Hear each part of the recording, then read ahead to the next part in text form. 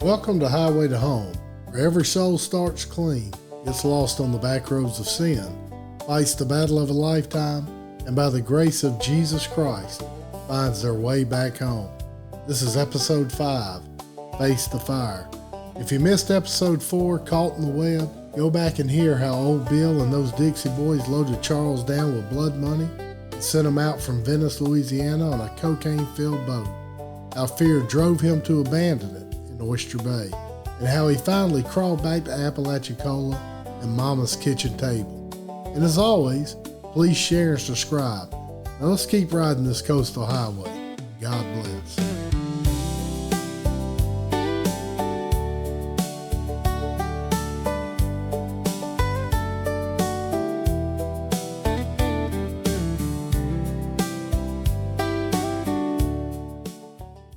Hey y'all, thanks for staying on this road with me.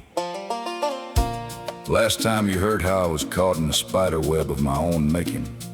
Dixie Mafia on one side, the law on the other. My lies stretching thinner than a shrimp net in a storm. I ran home to Apalachicola, told Mom and Daddy the truth, and the devil laughed in my ear while she begged me to turn my life over to Jesus. What you're about to hear is the part where the web catches fire, where the mafia brings the war to my family's front yard, where old Bill comes hunting, and where a new door opens that I never expected. Life sure is a funny thing sometimes. You go through life thinking you know where you're headed, only to discover, well, maybe you're not in control as much as you thought you were. Come on. Let's step back into Apalachicola and see what happens when crime, law, and the spiritual battle all collide.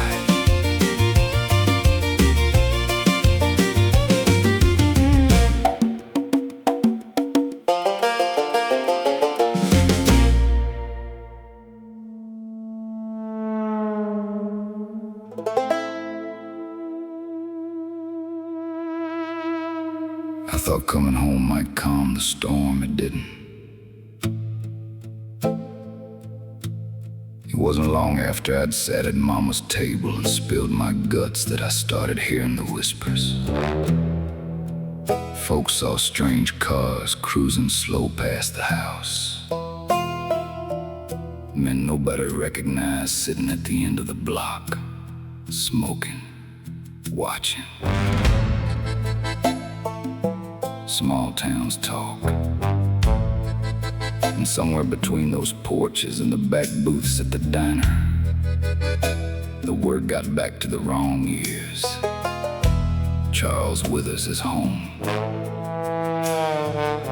The same Charles who abandoned a cocaine boat in Oyster Bay and lied to the Dixie Mafia about it.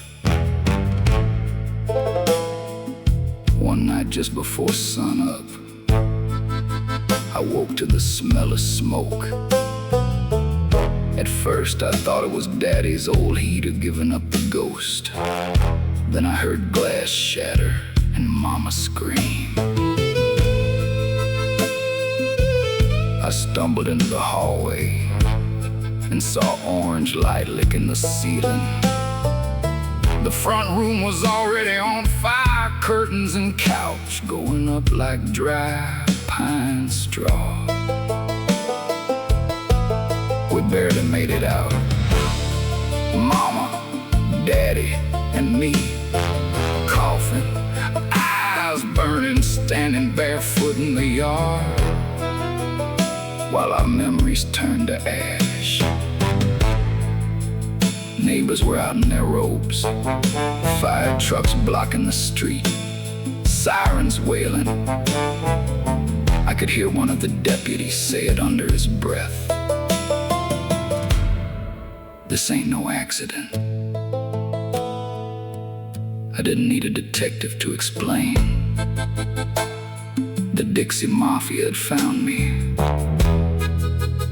and they'd chosen to let my parents live, just to make sure I knew I was next.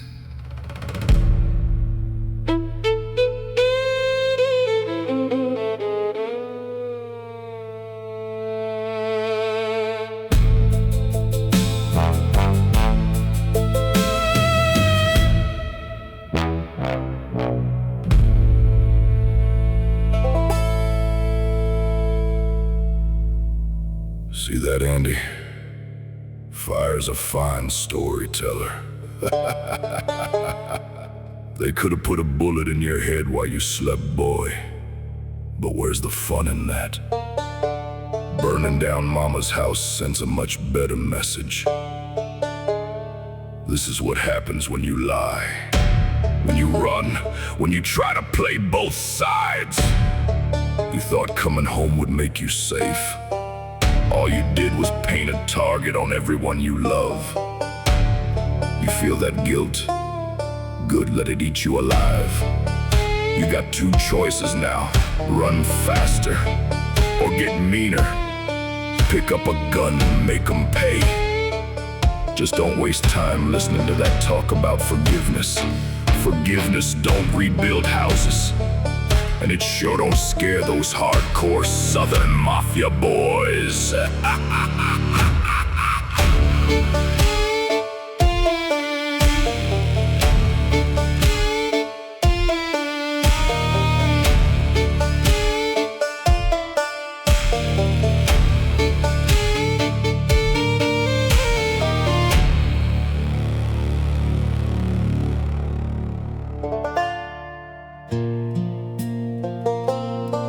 Charles,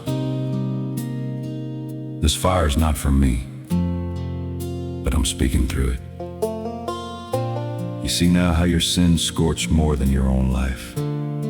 It's touched your parents, your kids, your whole town. You can keep fighting this in your own strength, guns, lies, and running. Or you can finally surrender, turn from the road you're on. Let me lead you, even if that path runs straight through confession and consequence. This is your alarm bell.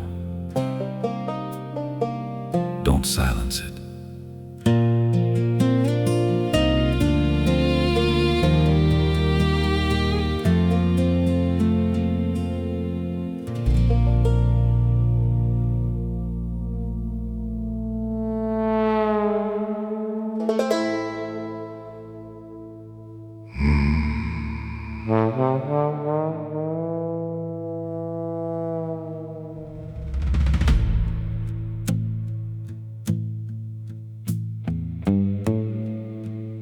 Once the flames died down and the fire marshal did his slow walk through, it hit me.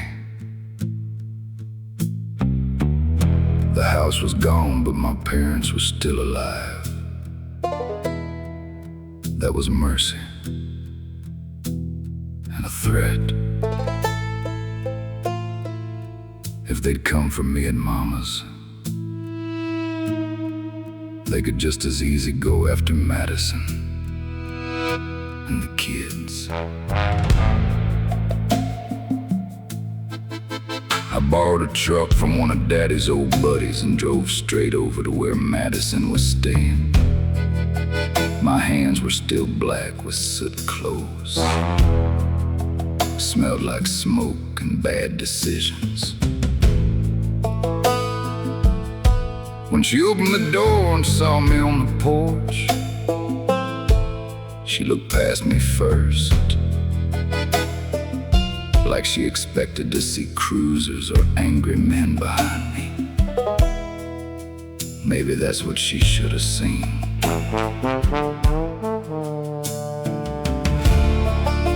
I told her plain, they burned Mama and Daddy's house. They know I'm here. You and the kids ain't safe as long as I'm in town.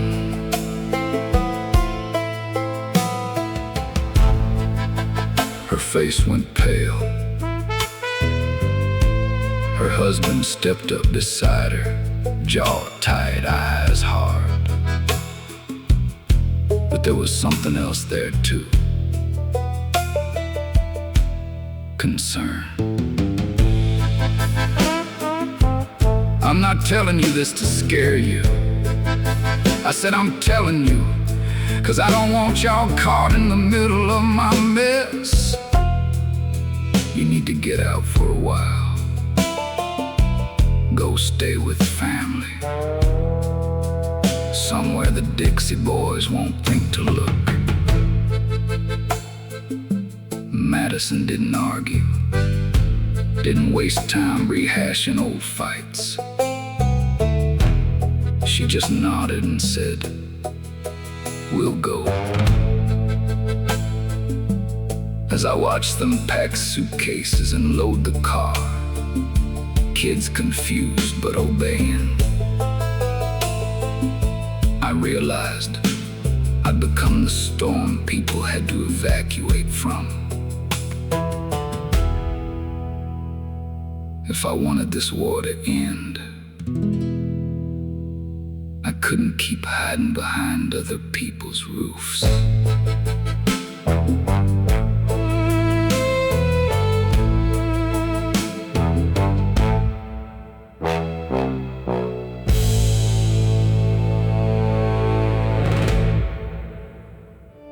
A little yeast works through the whole batch of dough.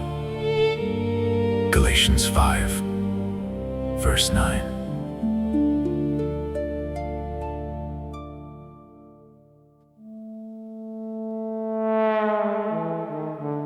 When I was a boy, there was a little patch of woods and water just outside town.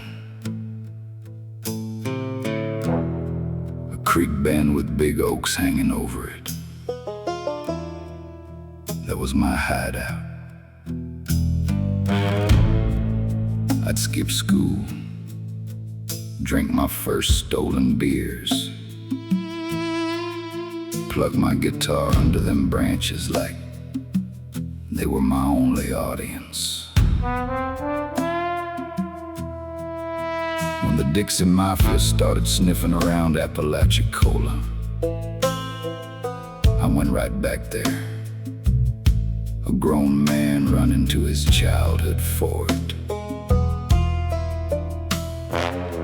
I knew the pattern word would get back to old Bill sooner or later. Charles is in Appalach. His mama's house burned in Madison, and the kids took off. Men like Bill don't send letters, they send cars. So I tucked myself into those woods, close enough to hear road noise, far enough to see before I was seen. Tried to pray, but mostly just muttered half-finished apologies to God. Every crack of a twig made my hand twitch toward the pistol at my side. Every set of headlights on the distant road felt like a countdown timer hitting zero.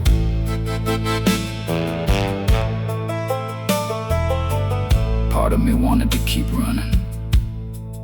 Georgia, Carolinas, anywhere but here. Another part of me knew this had to end where it started, on my home ground.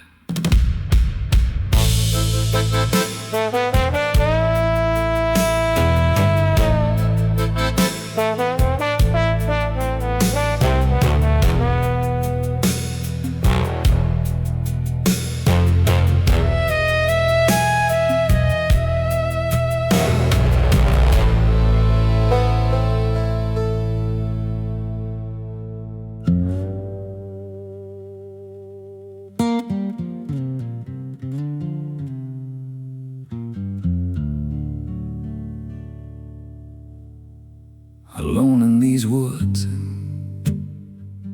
treetops so tall, heart beating loud like a judge's gavel call. Devil on my left, whispering, "Run, boy, run." Jesus on my right, saying, "Son, the fight is done." I'm caught between two voices, tearing me apart.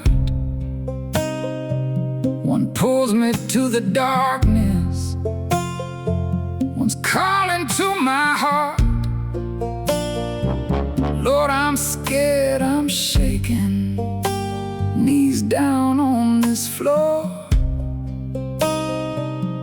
Which way do I turn when I can't take no more?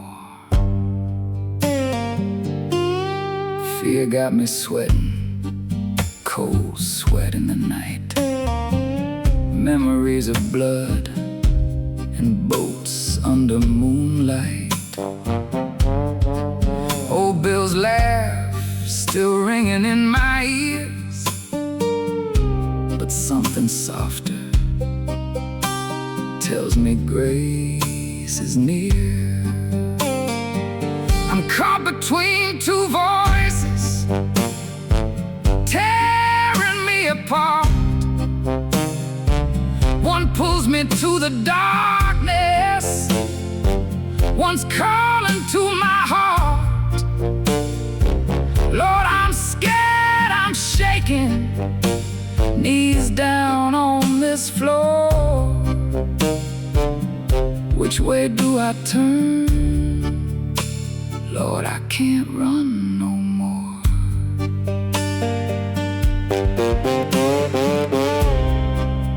I don't deserve your mercy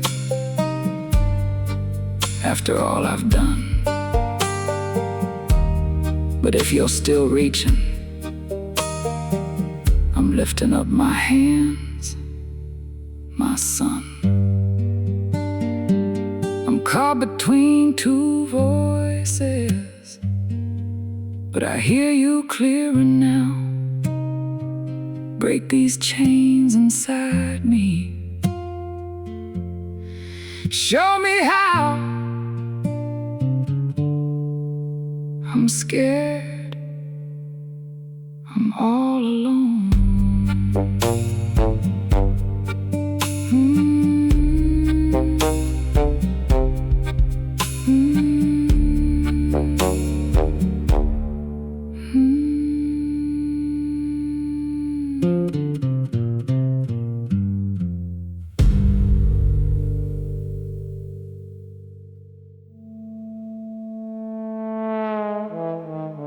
One afternoon, the woods went quiet the way they do when something ain't right. Birds stopped chirping. Even the frogs held their breath. Then I heard it. The crunch of tires on a dirt road that didn't get much use anymore.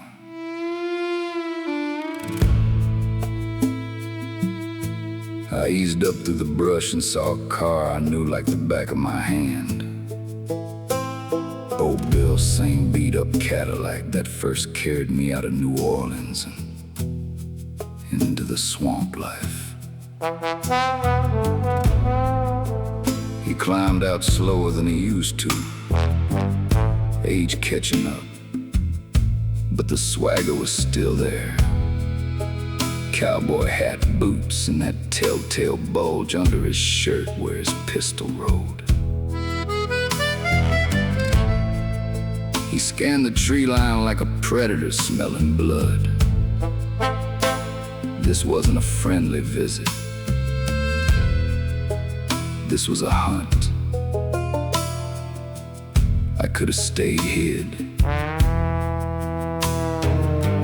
let him wander, maybe slip away the other direction. But I was tired of running, tired of hiding, tired of being the one stalked.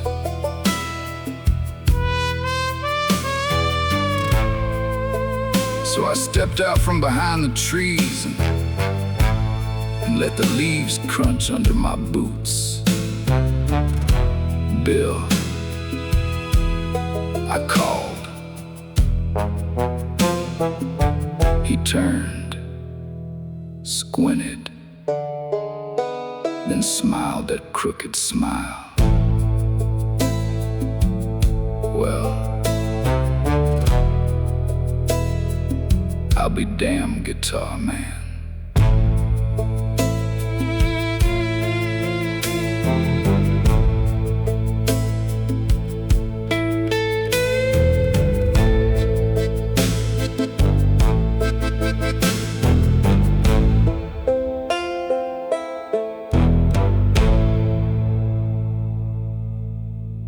There it is, Andy. Two wolves in the same clearing. You know why he's here? Not to hug your neck. Not to talk about old times over coffee. He came to do what you used to do together. Take care of problems. And right now, you're the biggest problem in his world. So what you gonna do, son? Draw first. Put that old dog down before he puts you under. Or freeze up, babble about God and forgiveness, and see how fast a bullet travels through regret. This is the moment I've been grooming you for. Violence is the answer. Don't go soft on me now, boy. Let the old rage in you fill.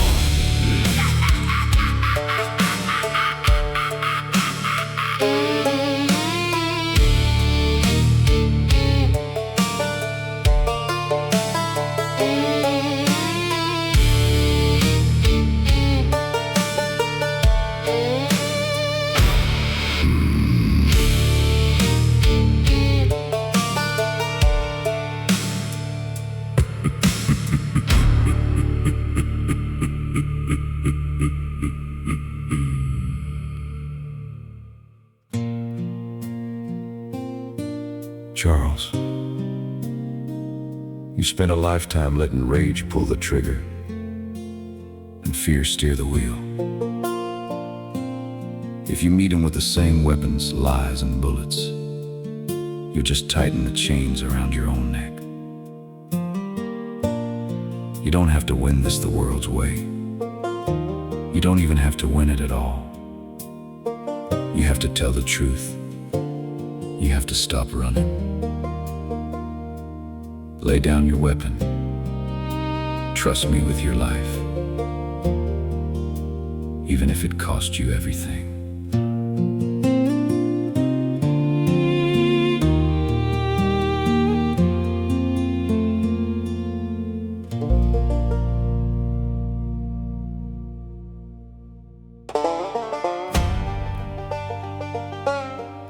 Didn't expect to see you in these woods, Bill. This ain't Bourbon Street. He said crime travels, Andy. You know that, and trouble tends to run back home when it gets scared enough. You come to bring me back? He laughed quietly back.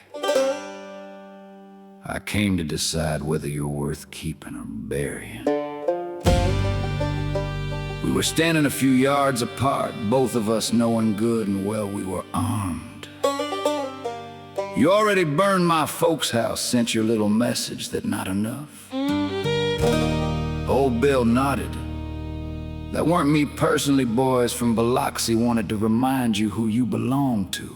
I felt that old rage rise, the same kind that beat the homecoming king half to death back in '69. My hand twitched near my waistband. Then something in me broke in a different way. I was just tired. I don't belong to you, Bill, not anymore. Not to Biloxi. Not to the Dixie Mafia. Not to you. Looking upset, he said, "You trying to preach to me now, boy?" I'm saying I'm done running your errands, done lying, done hurting everybody in my life so you can keep stacking money. He shifted his weight, hand ghosting near his gun. You know too much to just walk away. Bill replied with a sinister smirk on his face. I took a breath and did the one thing neither of us expected. I raised both hands empty away from my gun. then do what you came to do. I'm not pulling first, I'm not running anymore. If I die here, I die here, with my mouth telling the truth for once. Bill stared at me like he was trying to see if I'd lost my mind or found something he never had.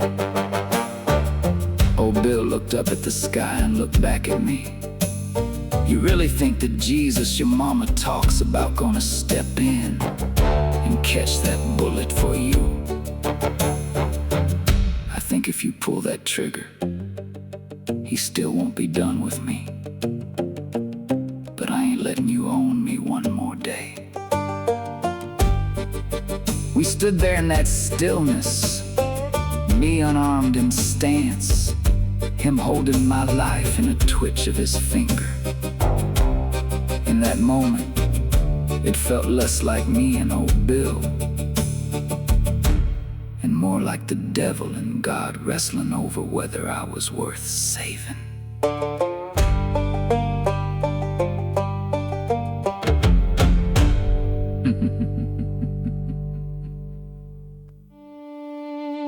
Put on the full armor of God, so that you can take your stand against the devil's schemes.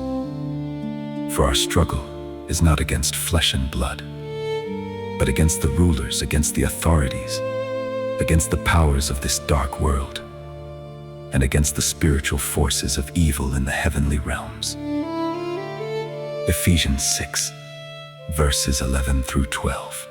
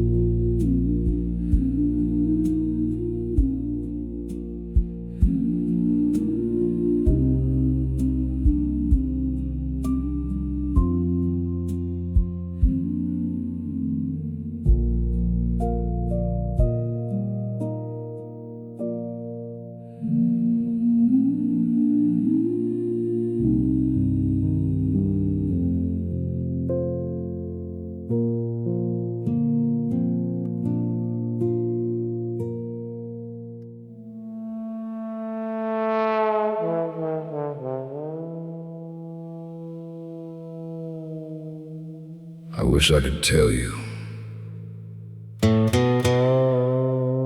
Old Bill broke down crying, dropped his gun, and asked me to lead him in the sinner's prayer. That ain't how it went.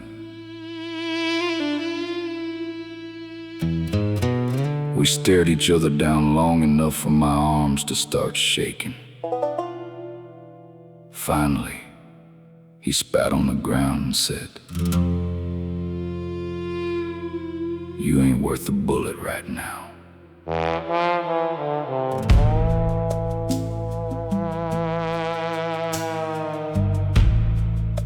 He holstered his gun, got back in his car, and drove off slow, like he wanted me to know this wasn't mercy. It was a delay. I stood there, knees weak, realizing two things. One, I wasn't dead. Two, I wasn't free.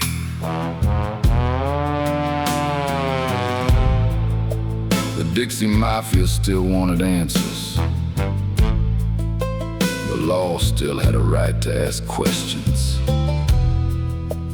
And as long as I kept trying to play both sides, I'd keep dragging my family into the blast radius. So for the first time in my life, I made a decision that sounded like insanity to the old me. Instead of running to another state, I drove straight to the county courthouse.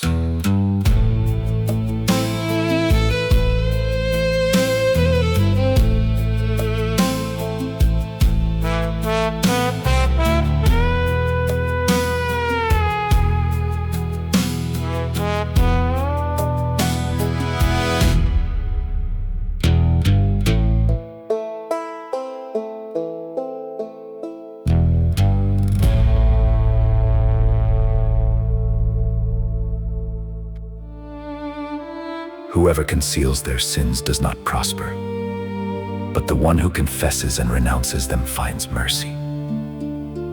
Proverbs 28, verse 13.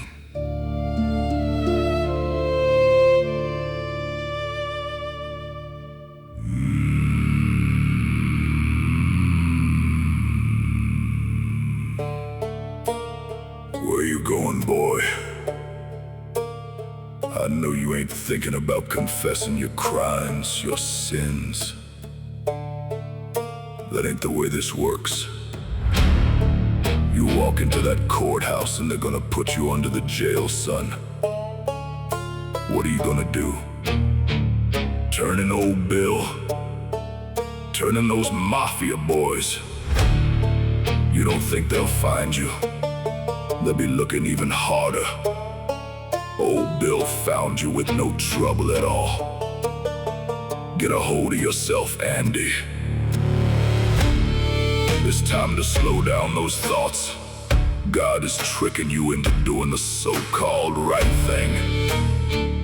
Well, it ain't the right thing! I'll tell you what I'll do. You walk away right now. Head back to New Orleans with a guitar and let me handle the rest.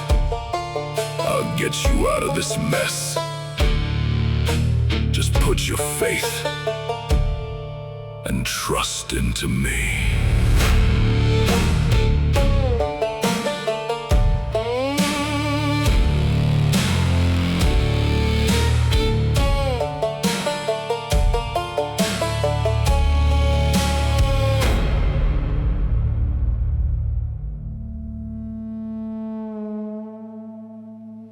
Walking into that courthouse felt like walking into a lion's den,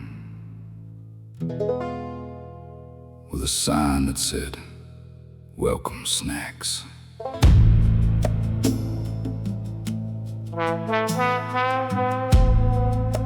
Old wood floors creaked under my boots. Fluorescent lights buzzed overhead. Men and women moved about in suits, carrying folders that could end somebody's life with a stamp. I went up to the receptionist desk and said the words I never thought would leave my mouth. Ma'am, my name's Charles Withers. I need to speak to somebody in the district attorney's office about some crimes I've been a part of. She looked at me like I'd spoken Martian, then picked up the phone. Within minutes, I was sitting in a small interview room. Plain table, 2 chairs, glass of water. I was too nervous to drink. The assistant district attorney walked in first, then a state investigator. They sat down, flipped open notepads, and asked me to start at the beginning.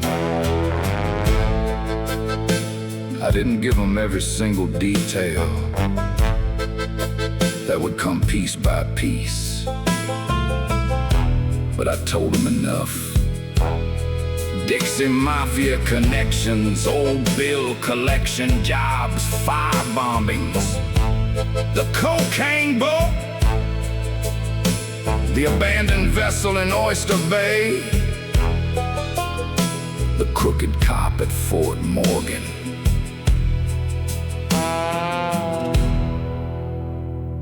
Every word out of my mouth felt like digging my own grave, and maybe building a bridge at the same time.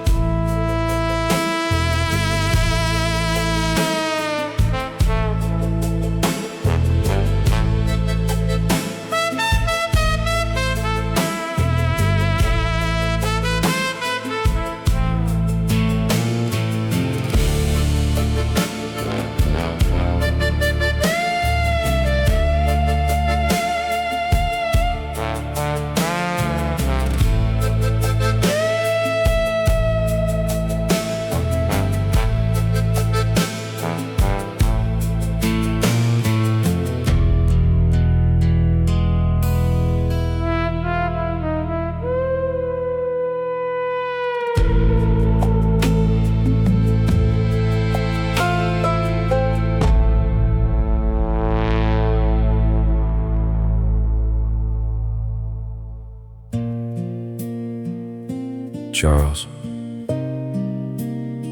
you finally stepped into the light. This is what repentance looks like in a broken world. Not just feeling sorry, but telling the truth and accepting what comes. The road I offer ain't always easy. Sometimes it runs straight through courtrooms and jail cells, but it leads to freedom inside, even if your body wears chains. Keep walking. Don't turn back now.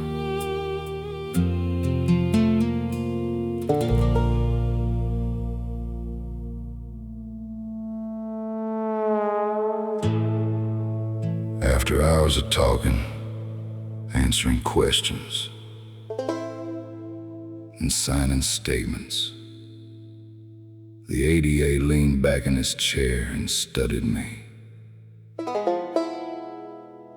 Mr. Withers, he said, you're in deep. You know that, right? If half of what you've told us checks out, you're looking at serious time.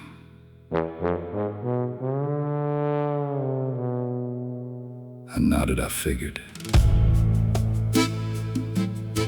He glanced at the investigator, then back at me. But you also might be the first real inroad we've had into certain people running the Gulf Coast. You say you want to fix the mess you made. There might be a way to start doing that. I didn't understand. You want me to be a rat? He shook his head. I want you to help us understand how this machine works. Routes, names, habits. You'd be supervised, you'd have conditions, and you'd still face consequences. But instead of running errands for old Bill, you'd be working for the state. More specifically, for this office. My head spun from Dixie enforcer to what? Some kind of investigator, informant. He slid a business card across the table. We don't make this offer lightly, think of it as a job. And a chance to do some good before this all catches up to you. I stared at that card like it was written in a foreign language. A job with the DA's office me. The same man who'd once thought arson and kneecapping were just another Tuesday night. It felt like another crossroads, keep running with the devil. Or sit down in a place built to punish men like me and try to help bring justice instead. I left that room with my head spinning, business card in my pocket, the devil hissing about betrayal, and God's voice telling me this might be the first real step toward making things right. I walked out onto the courthouse steps and looked down at the town I'd grown up in somewhere behind me. Files with my name on them were being started. Somewhere out in the woods, old Bill was nursing his pride and plotting. Somewhere along the Gulf, the men I'd run with were laughing over beers, not knowing yet that I'd just put my foot on the brakes. I took that card out, stared at it, and did something I hadn't done honest in a long time. I prayed. God, I don't know what this means. I don't know what they'll ask me to do. I don't know how much time I deserve to serve, but I'm tired of working for the devil. If this is the road you want me on, even if it runs straight through a prison gate, then help me walk it. Then I walked back in, found the AEA and said, if the offer's still there, I'll take the job. The look on his face told me he wasn't sure whether to feel relief or pity. Either way, the next chapter of my life had begun, not as a free man, but as a man finally walking toward the truth.